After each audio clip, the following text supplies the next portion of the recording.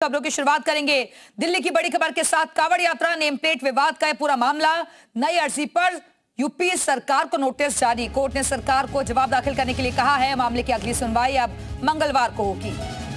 तो कांवड़ यात्रा name plate विवाद से जुड़ा है पूरा मामला।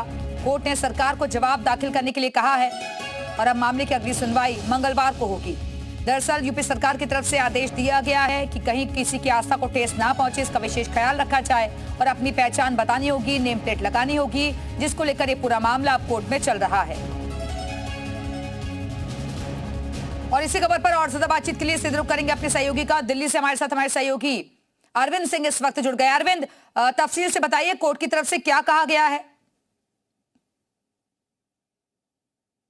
सुप्रीम कोर्ट में ये मामला जैसे आज सुनवाई पर आया तो यूपी सरकार की तरफ से जो पेश हुए उनका ये कहना था कि इस मामले में नई अर्जी दाखिल हुई है जिसमें सरकार के उस निर्देशों को चुनौती दी गई है, जिसमें सरकार की तरफ से कहा गया है कि कांवड़ रूट पर जो खाने पीने का सामान बेचने वाले दुकानदार हैं वो दुकान के बाहर QR कोड लगाएंगे।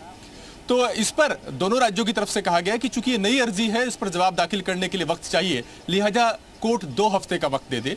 वहीं दूसरी ओर जो याचिकाकर्ता के वकील थे उनका यह कहना था कि एक बहुत संजीदा मामला है और कांवड़ यात्रा 10-12 दिनों में पूरी हो जाएगी, लिहाजा कम से कम कोर्ट इस मामले को अगले हफ्ते सुनवाई पर लगा दे। तो इसी के मद्देनजर सुप्रीम कोर्ट ने अगले हफ्ते सुनवाई की बात कही है। अगले हफ्ते मंगलवार को ये मामला सुनवाई पर लगेगा और तब तक कोर्ट के सामने यूपी और उत्तराखंड सरकार का जो जवाब है वो भी कोर्ट के सामने होगा। जो नई याचिका है उसमें यह कहा गया है कि पिछले साल सुप्रीम कोर्ट ने यह आदेश दिया था कि कांवड़ यात्रा रूट पर जो दुकानदार हैं उनको उनके नाम या उनकी पहचान उजागर करने के लिए बाध्य नहीं किया जा सकता।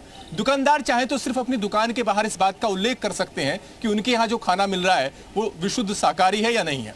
लेकिन अब सरकार ने ये निर्देश जारी कर दिया है कि दुकानदार अपनी दुकान के बाहर QR कोड लगाएंगे और जैसे ही QR कोड को स्कैन किया जाएगा तो ऐसे में जो दुकानदार है उसके नाम, उसकी जो पहचान है वो उजागर हो जाएगी। लिहाजा जो नए निर्देश हैं ये सुप्रीम कोर्ट के पिछले साल दिए गए आदेश का उल्लंघन करते हैं।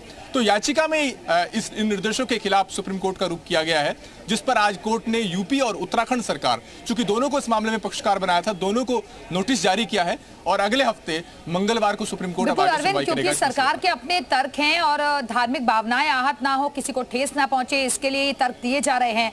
अब सरकार के लिए जवाब दाखिल करना कितनी बड़ी चुनौती हो जाता है।